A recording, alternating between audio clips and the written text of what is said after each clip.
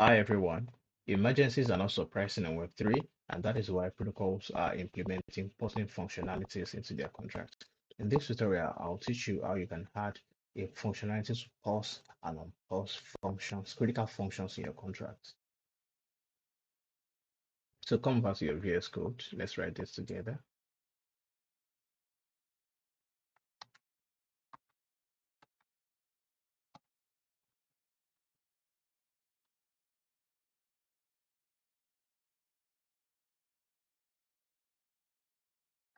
So we can name our contract to pause.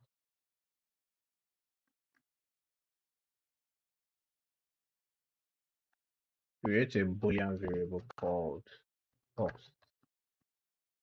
Then let's also have an owner.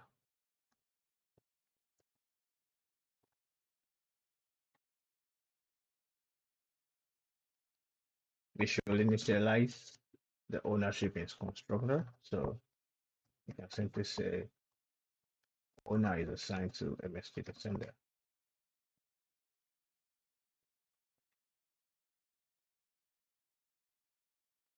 Of course, you end every solidity statement with a semicolon. Then proceed. Let's create a first function with this setPaused.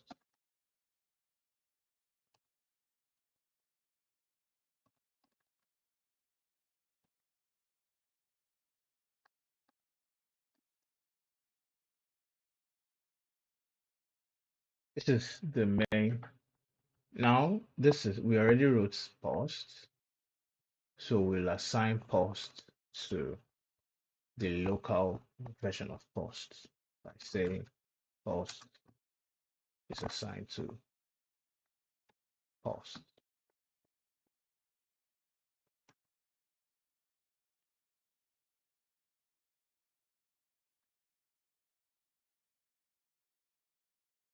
And we can write an if statement to say if paused, then emit pause.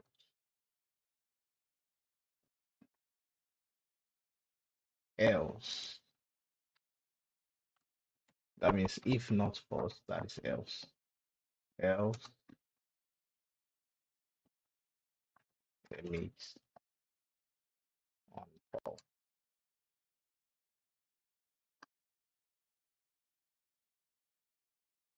We can add a check here to say that only the owner should be able to call this critical function.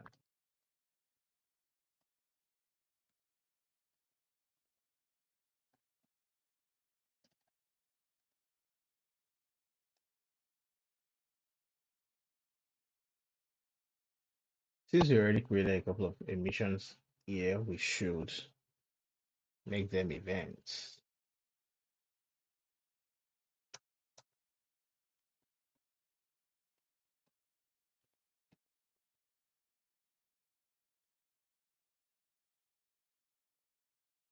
All right. So now we have the core pausing functionality implemented. Then we need a modifier. But as you are aware, we can always use internal functions in place of modifiers. So we don't always have to use modifiers. And we can say function to pause internal view.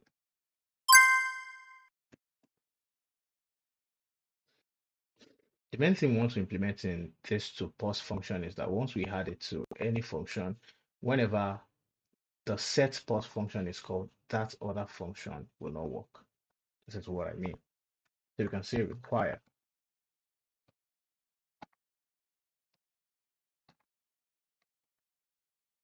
not pause.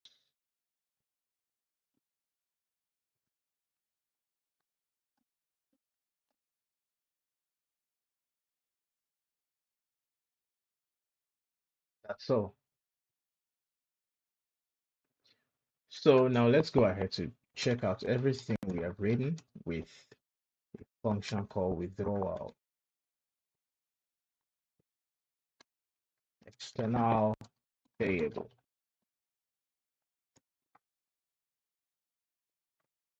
Let's pull that pause, then make a transfer by saying both success.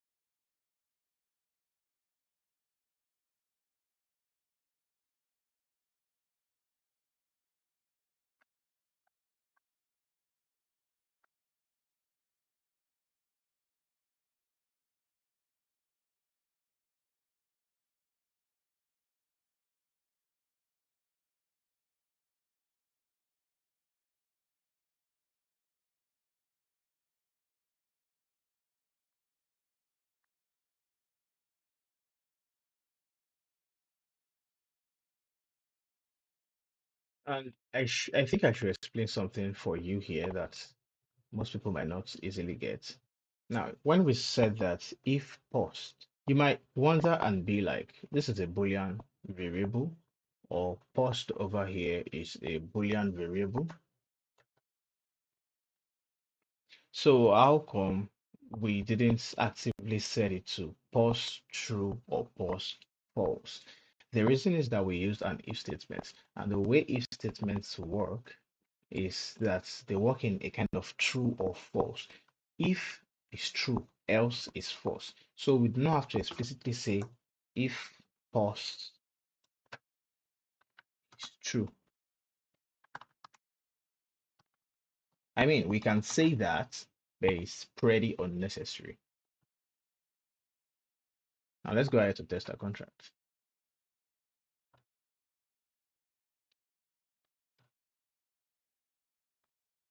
Let's deploy.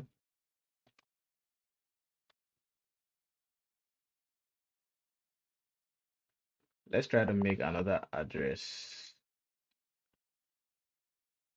Set the pausing functionality to true. Can you see the log?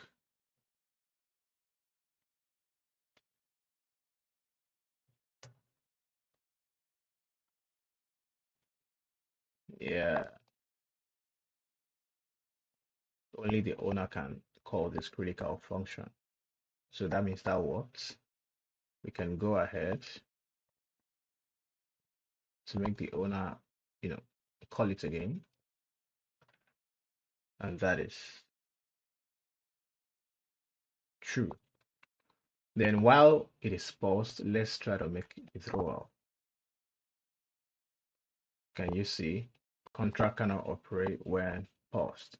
I hope you learned from this. If you do subscribe, like this video, share it with your other developer friends, and I'll see you in the next one. Thank you.